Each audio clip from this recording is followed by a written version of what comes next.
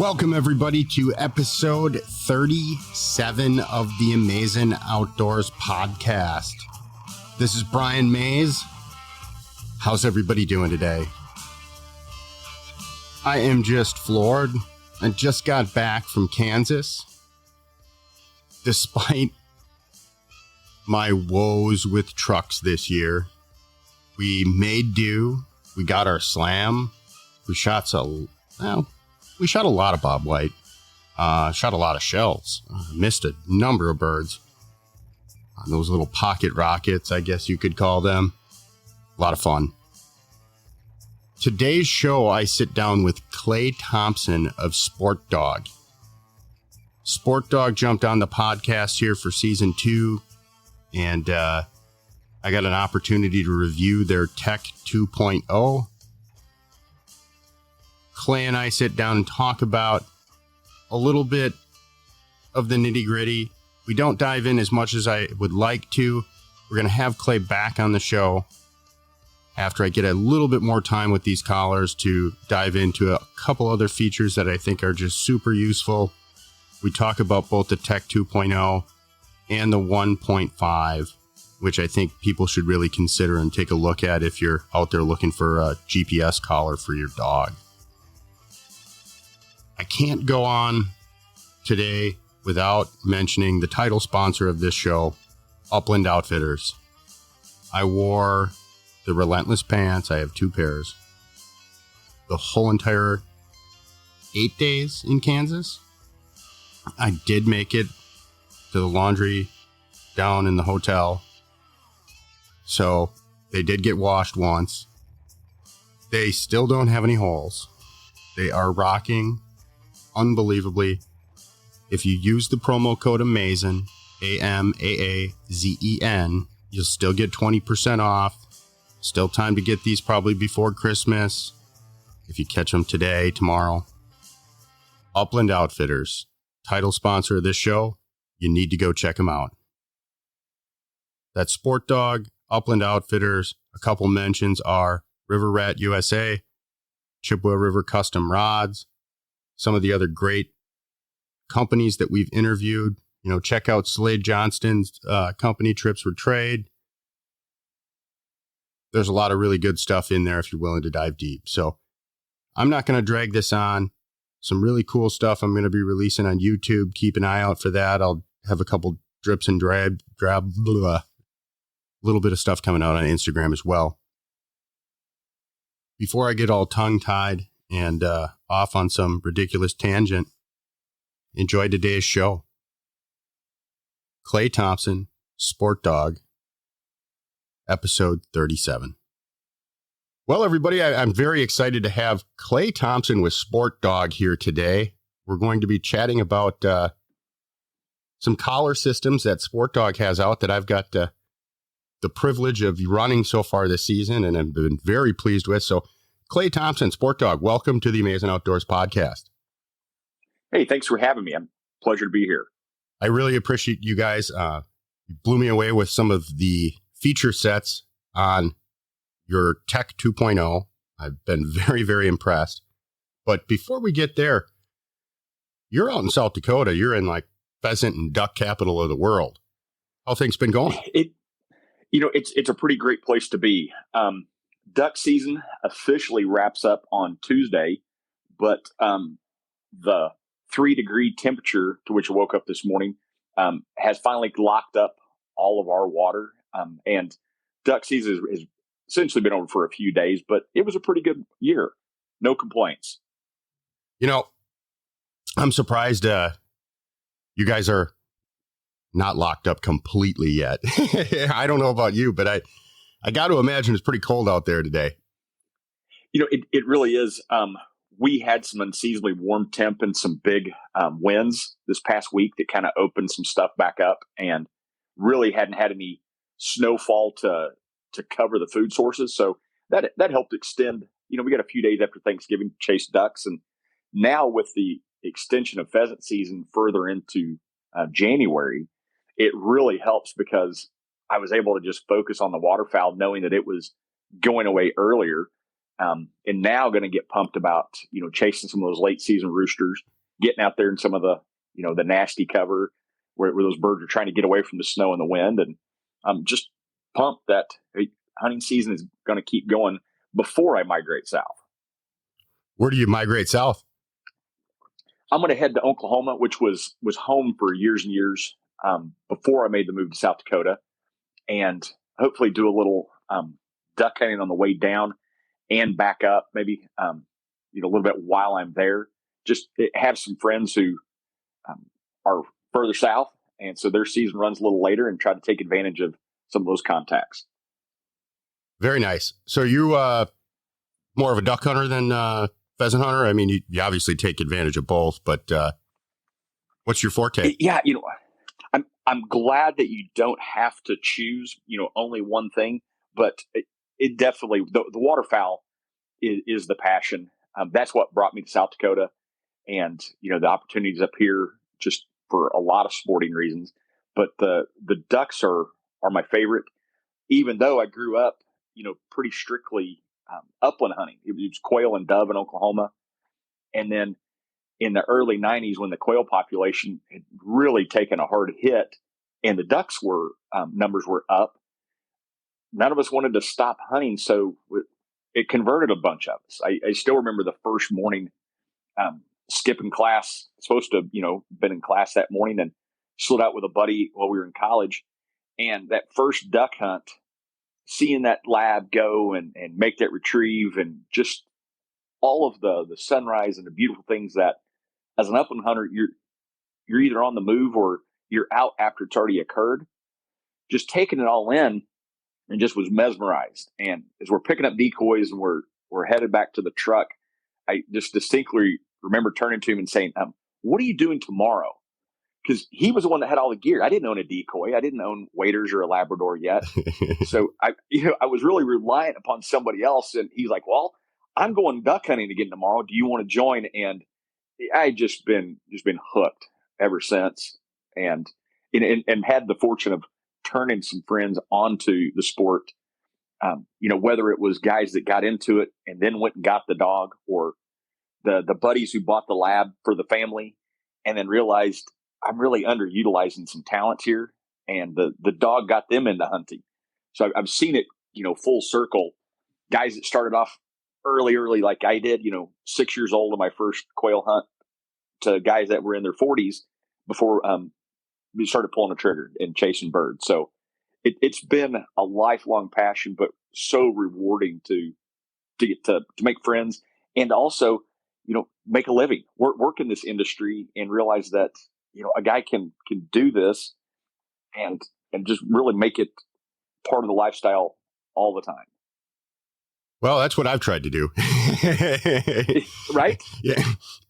Excuse me. I'm still, I spent too many days out in the tree stand in November chasing a one particular buck that I didn't get an opportunity on, and I'm kind of reeling a little bit of a head cold because of that. My body recover soon. Yeah. Well, I'm not sick per se. I just my nose just does not want to get used to this cold weather. It's been warm, cold, and all my nose wants to do is run.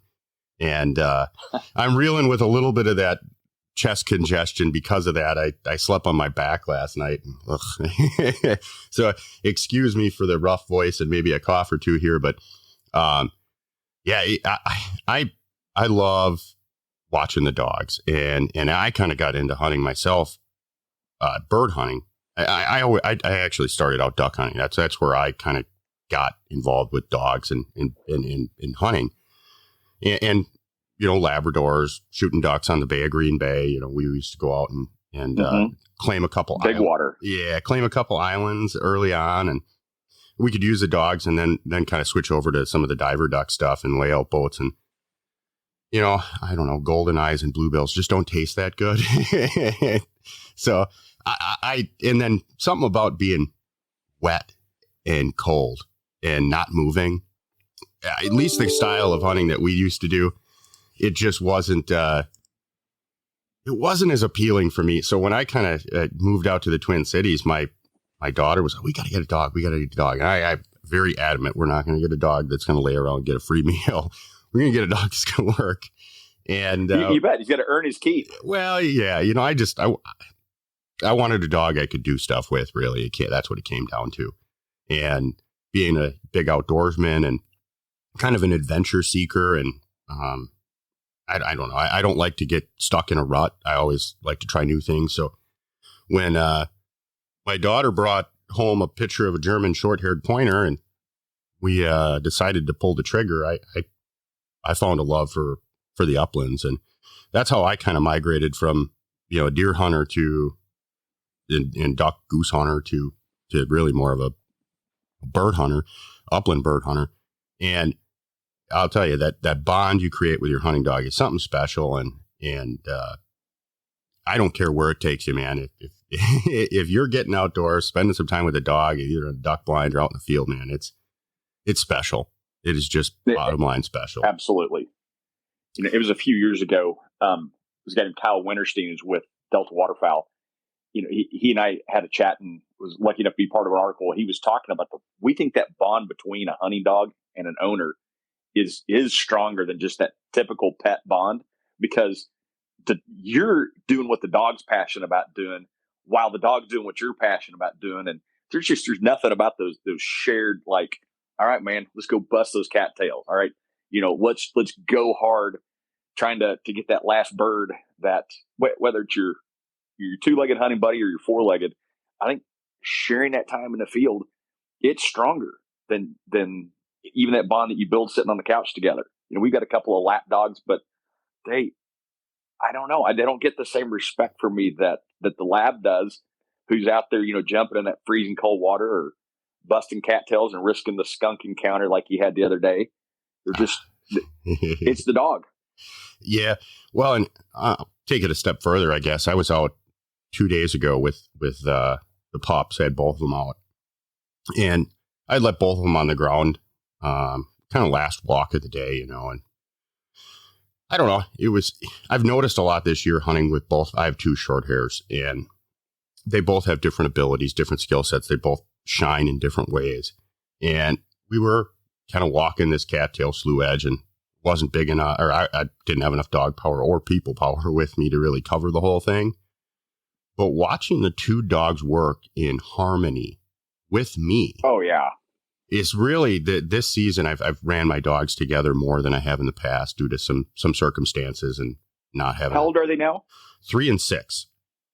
Oh yeah, so you're in that sweet spot. Oh yeah. Of they still have the body that can go hard, but they have some of the experience and maturity and smarts that they're just a better efficient hunter than they were. Absolutely. And I've got one that's very hard charging, kind of they're both hard charging, but I've got one that really has long legs and she runs hard. And I got the other one that runs hard, but she's more methodical. So it's kind of interesting because I've got one that'll, run 200-300 yards.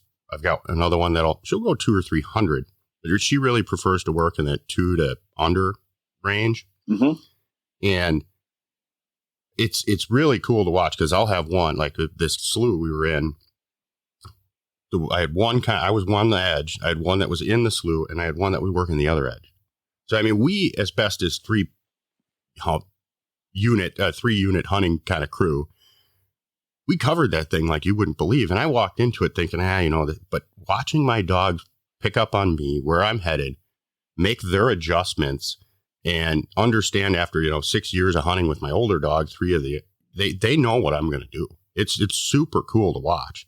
I turn, they look at the cover and they know what to do. In that, I don't know, you don't get that out of a lap dog. You just don't get it. No. And you're exactly that level right. of bond that we have together out in the field, we've shared so many miles together that I just don't understand. I don't know how you could replicate that. I don't. Not with a house dog.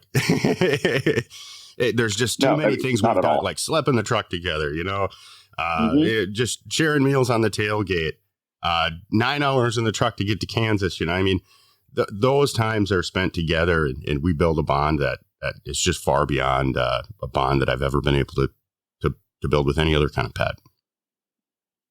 For sure. And, I've been fortunate. I've been on some really, really cool hunts around the world, and to see those dogs out doing what they love doing, whether it was down in South Mississippi, chasing some squirrel dogs. We were over in Arkansas chasing these swamp rabbits.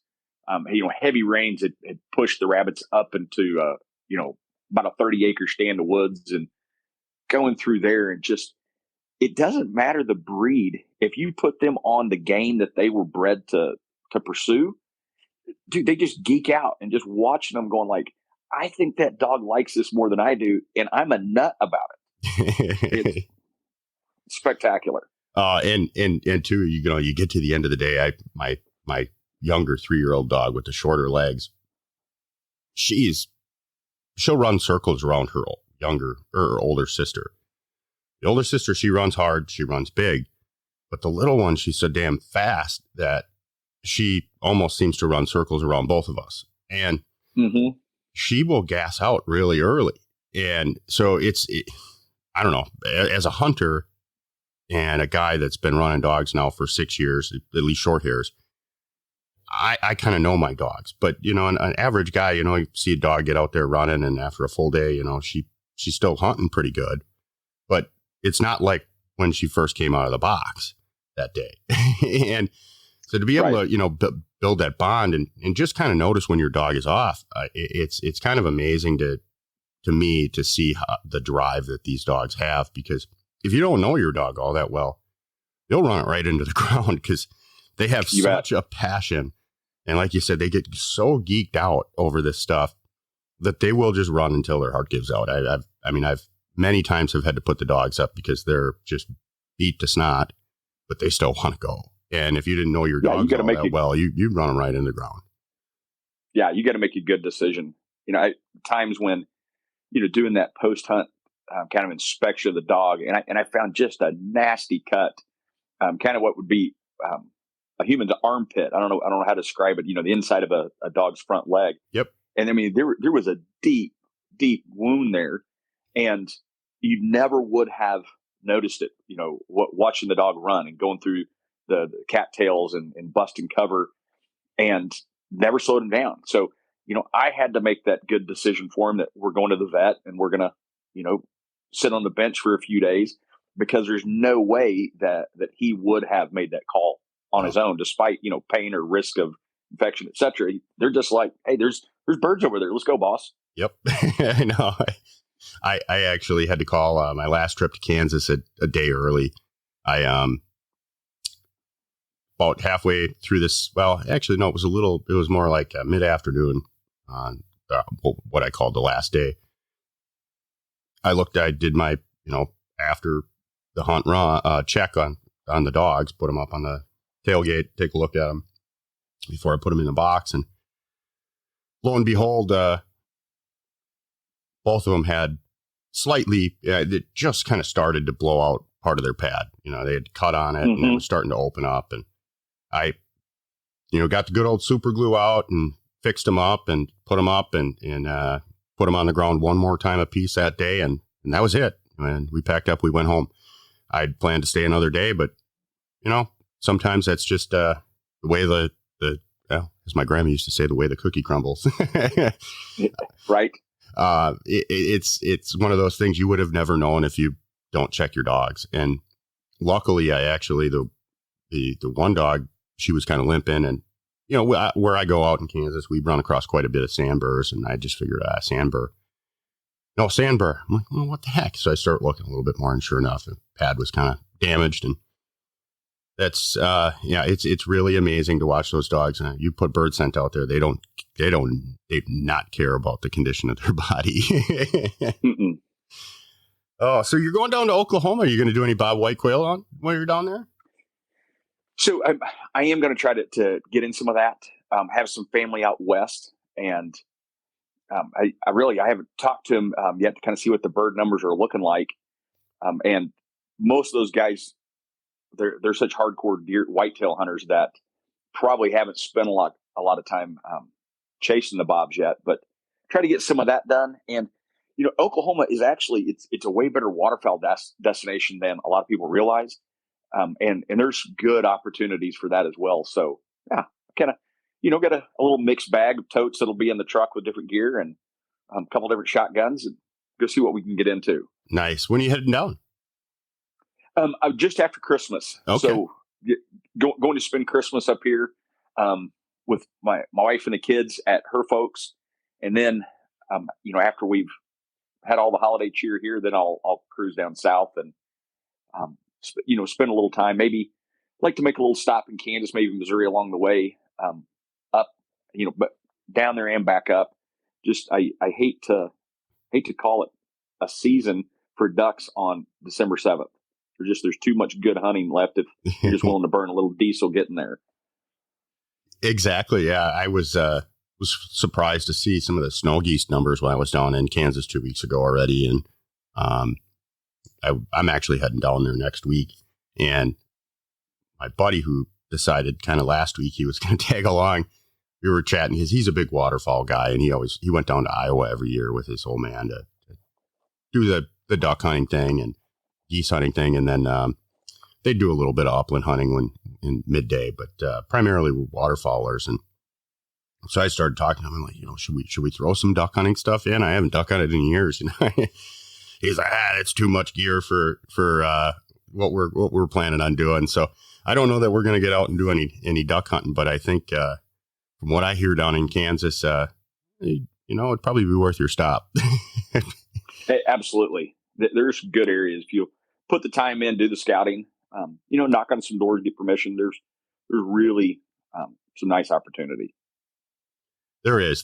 I that's what I love about Kansas and, even, South Dakota, North Dakota, really the heartland flyway. There's so much land, there's so much opportunity. And like you said, if you're willing to put in the work and the scouting and I'll go even a little further and knock on a few doors, you're going to have a good trip. If you got a little time, a lot of guys, I can relate because I used to do this all the time. These turn and burn trips, bail out on a Thursday and hunt hard and come home Sunday night before you go back to work. Doesn't always lend itself to, door knocking and dedicate the day to get some private land access. But it's definitely worth it if you can get the time. We're going down for a week and planning on having really a day or two downtime just due to dog power and things. And that's what we do when we got the dog power issue. Let them rest for a little bit and we go out and have lunch at the small town cafe and do some door knocking. And 9 times out of 10, we usually come out with private land access and it usually is well worth it. So little tidbit. Well, good luck there, on man. that trip. It's just knocking a few good doors out there that, man, there's a lot of good people. So let's get into some of the details here. SportDog's been around for a long time. What's the kind of company history here about SportDog? Can you give the listeners a little background? Yeah, absolutely. So PetSafe was the initial brand. It started there in Knoxville, Tennessee, by Randy Boyd, and their focus was really the underground fencing, remote training, bark collars for dogs. We've since then expanded into so many categories. Acquisition of invisible fence. They're one of our brands, and SportDog was created out of a need to just go after that hunting customer. So kind of like we were discussing earlier, that hunting dog, a sporting life dog, he's different than our couch potato or and I'm not knocking them. They're great, companions. Like I said, we have 2 of them here that I adore, but the needs for the dogs are different. The need for the equipment, what it can endure, its functionality, all those things were just seen to be different. So in 2003, SportDog brand was started and with just a handful of items, and it just really, grew from there. I was fortunate enough to come in 2004 with a really limited role, but also recognizing how much smaller, how much more limited the company was then. And just over those years, grown into my role as a category manager. So my job is to ensure that everybody who's out there actually putting equipment on the dog, that I listen to them, learn their needs, identify what their wants are, and then take that back to the engineers so that the right product gets delivered out there, to the customer and to the guy who's, putting a collar around a dog and then taking that dog out chasing birds. So, or not just birds, but also, the guys that are passionate coon hunters, the guys that have the bear and the lion dogs, rabbit dogs. There's so many, cool things, but trying to, like I said, just ensure that you as a hunter with a dog, your equipment does what you need it to do, that it's not cumbersome, it's not too complex, but that it's also not so simple that it doesn't meet your needs. And so that's really what I do. And we have a passionate crew. And I really think what separates us is that from the C-suite on down to, people in the customer care center, we have hunters in our group. So we're really territorial about that's not authentic. That's not what we need. It may look pretty, but we're just not going to stand up to the rigors of what we're doing in the hunting world.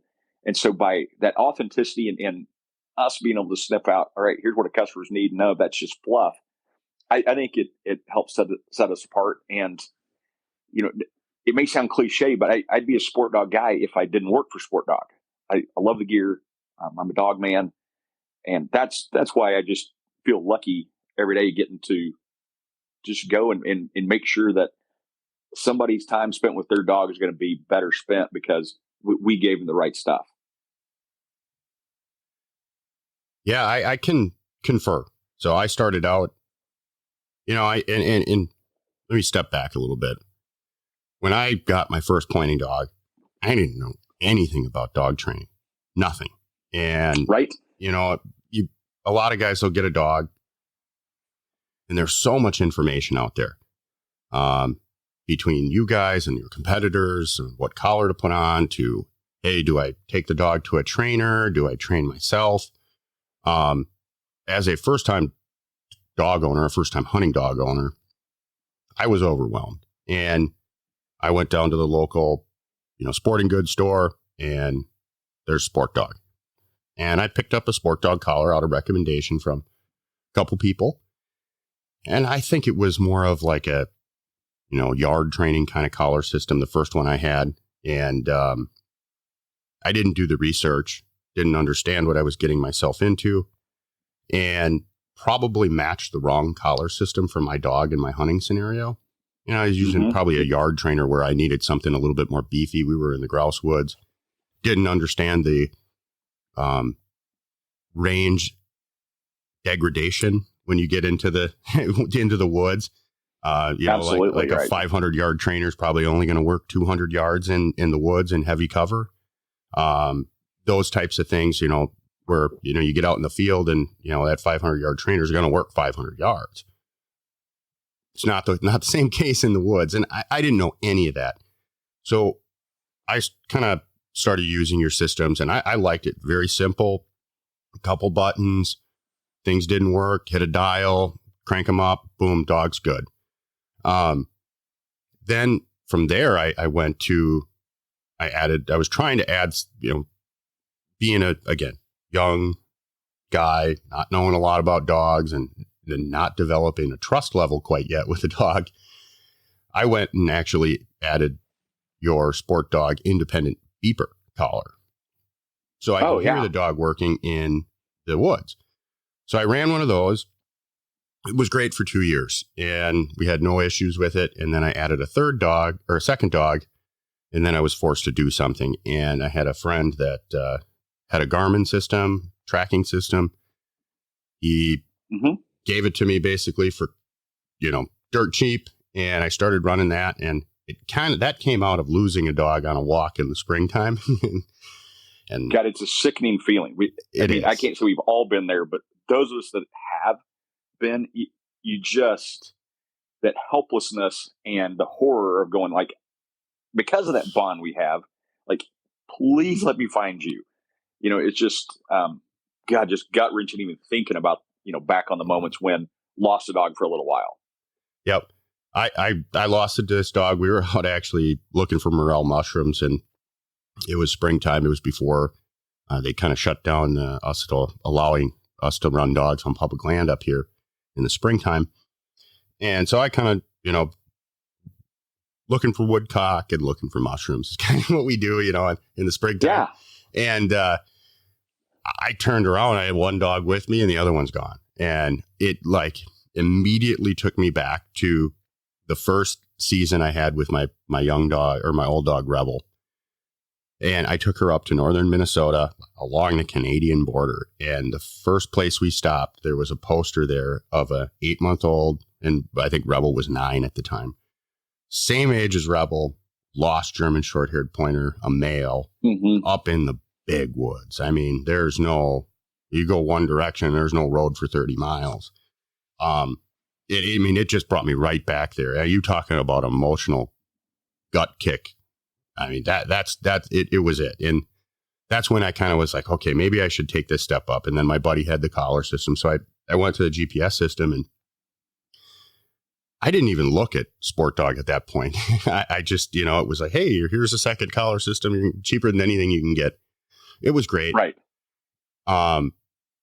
It was great for me at the time, and for the price range, everything else, I ran forward. So I started the podcast then, and reached out to you guys, and Gretchen over there was very kind to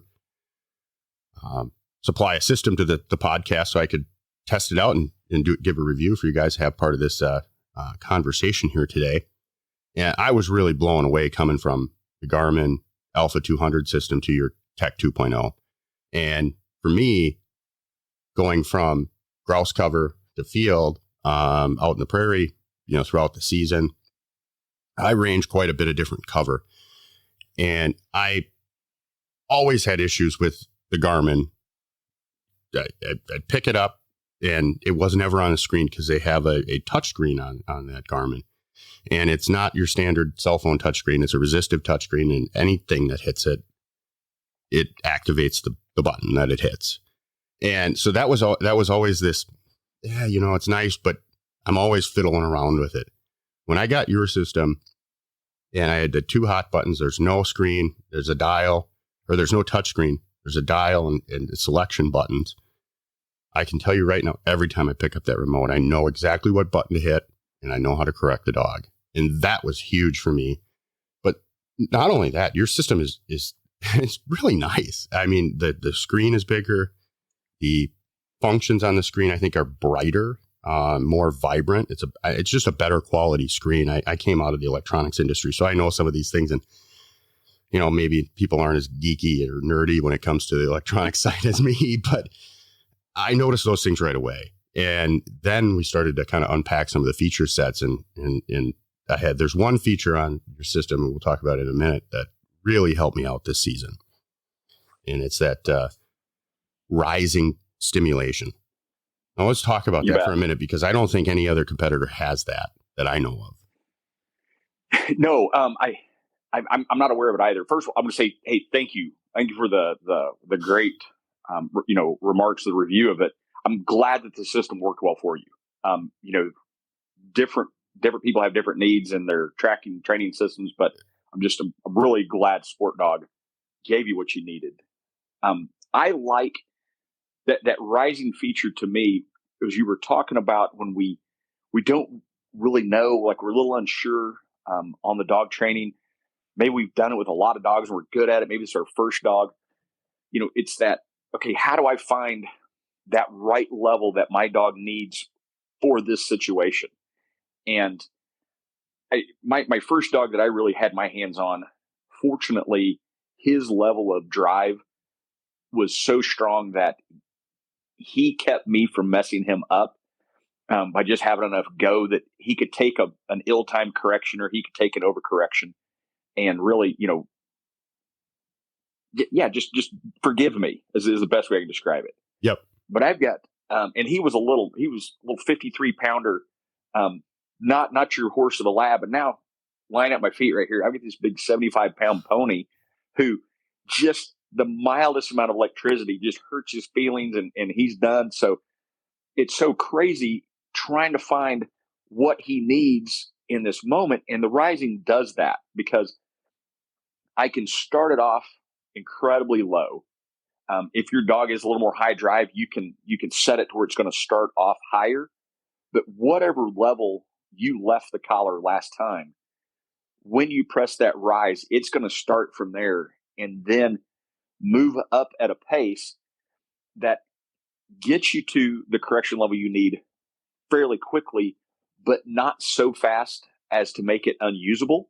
And so instead of you having to turn the dial, repress the stem, turn the dial, repress the stem, and watching your dog's reaction, you can now just use that rise until I get the response I want, and then you let go. And when you let go, it's going to reset back down to that low level where you started. And it gives you that quick, okay, that I'm correcting you, that was enough. And that ability to one-handedly watching the dog find that proper correction level, I think is huge and really probably underutilized by us. I don't think we talk about this enough. No, I had no idea that, and I'm a read the directions after it doesn't kind of work kind of guy. So a typical guy. Yeah, typical guy. I perused through the functions, excuse me, but I didn't really see that when I was going through the system. And I went, I don't know if everybody's like me, but when I get something, I kind of fiddle around with it enough that I can be dangerous with it. And then I'll read the book a little bit when I have time. And then if I have a few minutes on the computer, I'll usually go out to YouTube and check out a few things too. And I didn't see anything out there on it. And to add a little bit more icing to the cake here, the way I've been using it, and for one of my dogs has been, I think, I don't know, it's the reason I went to Garmin in the first place. One of the big reasons, Garmin has the ability for you to change the kind of levels of the stem. So you have a low, medium, and high setting for all your numbers. And you guys have that too. It's just, you have to, on like the older system I had, I didn't even know it was there. And you have to set that level prior to, you have to do it with both the collar and the remote. Where, you change it on the collar. Yep. Where you pick if you want the collar to be in kind of low or medium, medium or high mode. And then from there, your levels on your handheld correspond to. Yep. And which kind of what range you're in. And Garmin typically had, on some of the older Titanic stuff, they had kind of a hot switch, a toggle switch for some of that stuff. So I know a lot of guys liked that for training multiple dogs. I had a dog that, Rebel, she just, it was my fault. I screwed her up. I took her to too many different trainers with a couple different, fortes. And it wasn't until she was about almost 2 and gotten hooked up with a really good trainer here locally to fix some of this stuff. She just is not as confident in her nose, and she will get too close to some of the birds sometimes because of her ability to, she thinks she can get closer. I ran her on a game farm, and the whole nother different concept and conversation.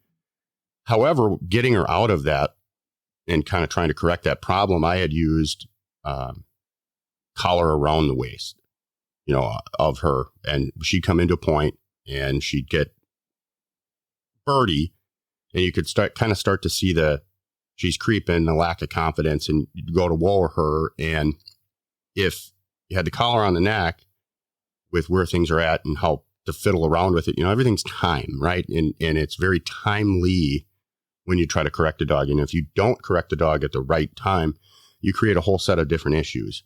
So a lot of pointing dog trainers will put these collars around kind of the belly of the dog, around their waist, and correct the dog that way if they're kind of sensitive to stimulation around the neck in that setting. And with the rising stimulation, I'm able to correct that dog in the field, on the fly, with the collar around the neck. And I have seen such a better response from the dog using that feature. I'm blown away. She's had some great points this year from pretty far away for her. That's fantastic. In comparison to the other dog where, she'll lock up on a woodcock 20 yards away. My other dog will try to get within 5 yards of the damn thing. And to just kind of correct that this season, that rising stimulation has come so in hand because I see her, she'll pick her paw up and I know she's going to go move in, kind of creep in on this bird. I can hit it and it will start to rise. And the minute she stops, I let go. And it's not. Exactly. Yeah. And it's not the way I have it set up for that scenario. It starts at like 2 and it's on low, very low. My dogs don't need a lot of stimulation for correction. And I've had to get all the way up to like 15 on her before, which is pretty, a lot of people think, but your numbers go way high. And there's so many different, between the low, medium, and high function on there. There's such a stimulation range. It's kind of incredible. So it's been really nice to see that progression. And just that feature set alone has really helped my dog out. That's great to hear. You're using it exactly as intended. And I'm not surprised, you're getting the results that I've seen and know others have gotten by just that nice little steady progression. Okay, that was enough, and being able to let go. That's fantastic to hear. Now, I think a lot of guys look at these collars and because of price points, feature sets, maybe some of the, I don't know. I'm kind of a minimalist when it comes to some things. Mm-hmm. I came from being I had to have every damn gadget to, I really got 2 pockets in my bird vest. And, as long as I got shotgun shells, I'm pretty good. Give me what I need and not a lot more. Yeah, well, exactly. I had a beeper collar, regular collar, and then, a training collar. So 3 collars on the damn dog. And it's like, I don't know, this is just getting a little overwhelming here. And so when I got your system, I was able to pare some things down and which is nice. I don't have to carry as much, but price point for a lot of guys is a big deal. 2 dogs, go buy a collar system and you want a GPS system, you're looking at $1,000, $1,000. You bet. So one of the things that I really over the, I'm kind of on that borderline, whether or not I really actually need the full tracking capabilities of being able to look at a GPS screen and, okay, my dog's 300 yards over there and not be able to see the dog, know where it is. That function necessarily isn't as highly desirable as, say, some of the tracking features on your Tech 1.5. It's a pared down device that really just gives you direction of the dog and what the dog's status is with all the training features. Let's talk about that for a minute, because I think that is a great progression and a great step for people that want to maybe get into that GPS collar, want some of that security of, hey, I'm going to bring our dog home to mama. And Mm-hmm. they're not going to get kicked out, when they come home without a dog. Exactly right. But it's the price point isn't necessarily as high, and you're not paying for all the features that maybe you wouldn't necessarily use or are concerned about, overpaying for some of those features. It gets you into that collar system, gives you all the functions, but pares things down a little less and a little less of a cost commitment as well. What was your thought? What was SportDog's thought process on putting that collar out? And, what was kind of the history with the 2.0 and the 1.5? How'd you guys kind of get here? So our initial jump into the tracking was we wanted to combine training onto the tracking collar. And so you go back to the Tech 1.0, and it was that first system that gave you all of your training capabilities, as well as, hey, where's my dog? And, the thought process was, I don't need the topographic maps. I don't need all of the terrain, the roads, bodies of water, etc. I just I want to know which direction is my dog? Is he moving or has he stopped? And how far away? And so that's what the Tech 1.0 took us in that direction. And as with all of our systems, having them in the field and getting feedback from our customers, positive, negative, both, we realized there are guys out there who need the mapping, that are running really big running dogs, or they're in areas like you're headed to Kansas. You're going to be in a part of the world that I don't know this property very well. And so that's what took us in the direction of 2.0. And we realized that we had a much better collar, that the feature sets, the durability, the batteries, etc., that collar was just a better design than what our Tech 1.0 collar had been. And I will tell you that your battery system's far better than the Garmin. I mean, I run your collars all day, 2 days in a row, and maybe I'll plug in the remote in between locations, but the collars themselves, they go 2-3 days.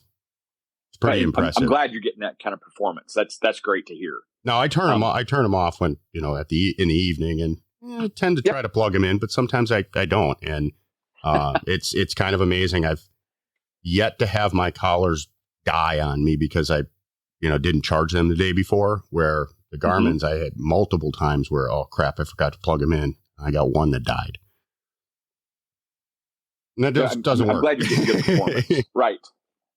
But so that's where that 1.5 was born. Was it took that simplicity of the original system that just said, which direction, how far from me are my dogs?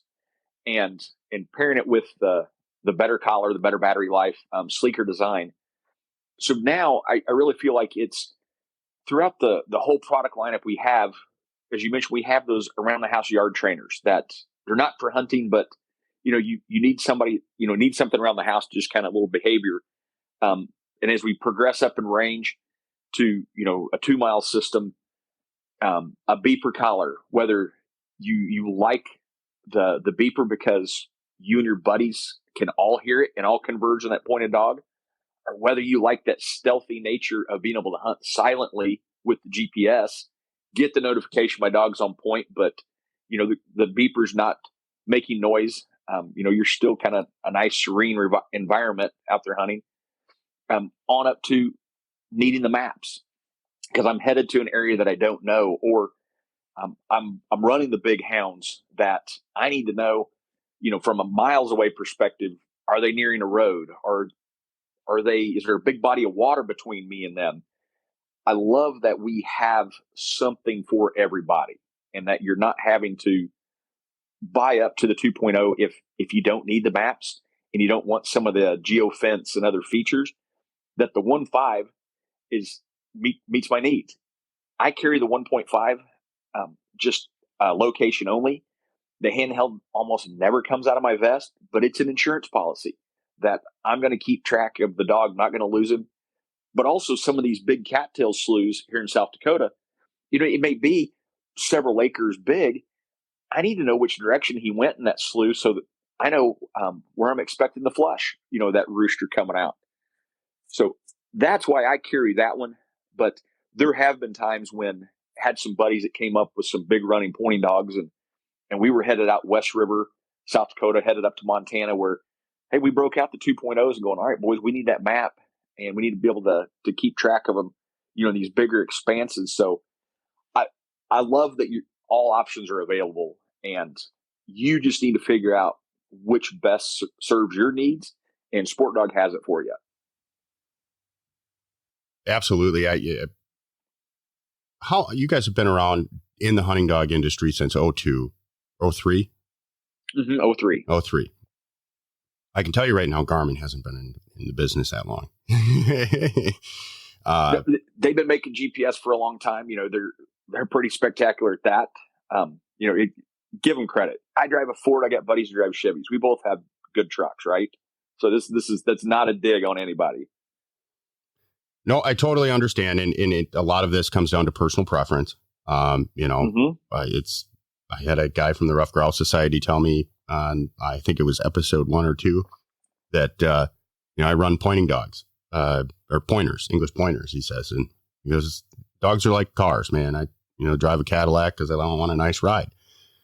but it gets me to the same place you're going. Exactly right. Yeah, it's just a matter of style. So same kind of concept with the collars. One thing I did want to mention too, and we're kind of I look at the delineation for a lot of people and kind of looking at what their needs are, and I kind of look at the tracking systems where with the maps at Tech 2.0. Really, I think if you want to look at different styles of hunting and where these things might benefit the most, the hound guys are definitely really probably suited for the 2.0. I mean, that's for sure. That system is let the dogs out and let them go, and you know where your dogs are. The 1.5 is kind of that crossover, I think, from uplands to hound hunting. And don't get me wrong, I'm using the 2.0 in the uplands, but do I need all of that? Probably not. But again, it's how do you like to ride to your next spot? And so I'm a little lost for words as to how to kind of describe this, but I've been blown away, and I really, really like your system in comparison to what I've touched. That's great to hear. I appreciate it. I'm kind of kicking myself because I'm almost think I would have liked the 2 or 1.5 just for a little bit more of simplicity, just my personal the way I like to roll. I've tried to get rid of electronics in a lot of my life, and it's a tough struggle. But no doubt. But even down to your kind of higher end field training collars, these things are built tough as nails. And what I really like about them in comparison to some of your competitors, they have a sleeker feel, look. You go to a Garmin standard kind of Garmin collar versus your field training collar. They're smaller, they're lighter, they're less for the dog to carry around. They're built just as robust, but they're a little smaller, and I like that because I've got smaller pointing dogs. My dogs are 50 pounds and less, so the less that they got to carry around their neck, better for them. I have a crew of engineers who are just phenomenal, and don't get enough credit. That you think about the size of it, the limitations there, how light it is, and then what the dogs do to the thing, the environments where they do it, the fact that it comes back at all, let alone fully intact and still functional. I mean, they're passionate about what they do. They love delivering great performance experiences to the customers, and just from my mechanical guys to the electrical guys, they're so darn good at what they do, and there's no way we'd be the brand who we are without them. So just got to give a little shout out to the guys who make the stuff we never see, but it's what allows us to be out there training the dogs. Well, Clay, I know you have a hard stop here coming up. I want to give you an opportunity. I know. Real quick. I can't believe how fast this went away. Hey, man, you talk hunting and fishing. It's amazing how quick the hours can go.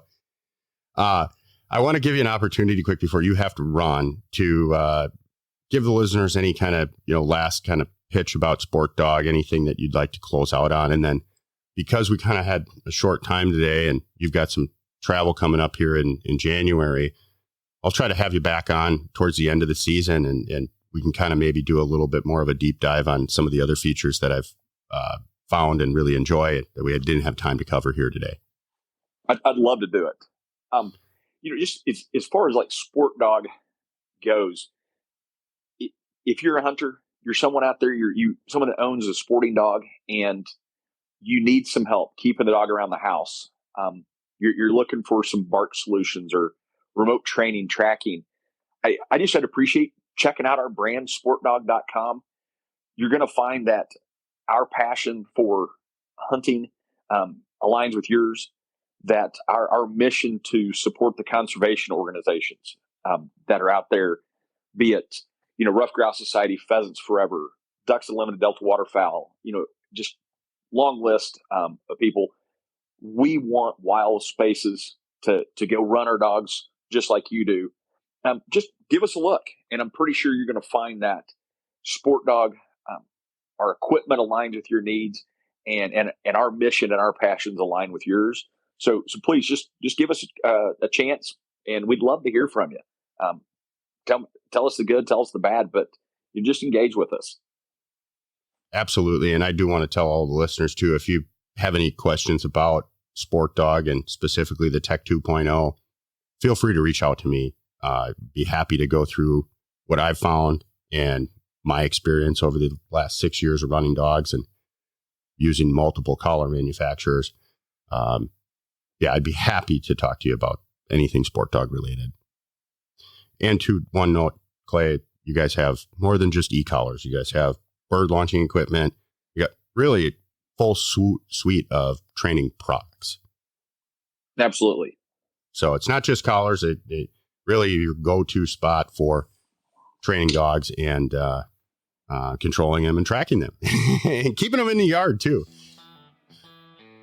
Clay, well, I really appreciate your time here today. We will definitely have to hook back up in January, February after you get back from down south. I will have 2 or 3 potential trips down to Kansas underneath my belt at that point too. So be another good time to check in and talk about a few other things. Absolutely. I look forward to it, Brian. Safe travels and good luck down the road. Likewise. All right. Take care, man. You too.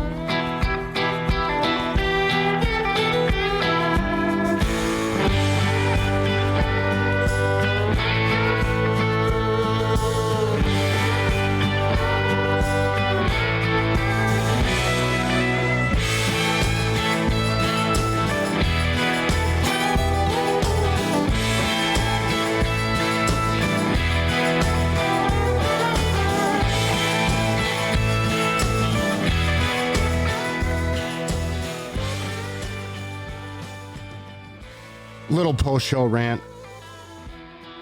Make sure you join your local conservation effort.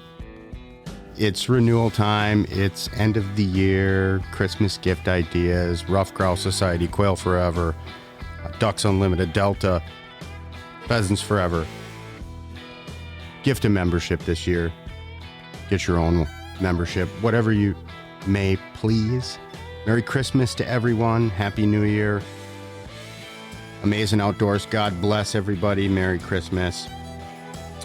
Before I forget, please like, share, subscribe. Let's keep this podcast going. I really appreciate all the support. I'll be down in Kansas in January. Look me up. I'll be hopefully picking up my truck. If you have an injector drive module for a 2001 F-250 laying around, Brian@Amaazen.com. Till the next show, boys and girls, shoot straight, get out there and hunt.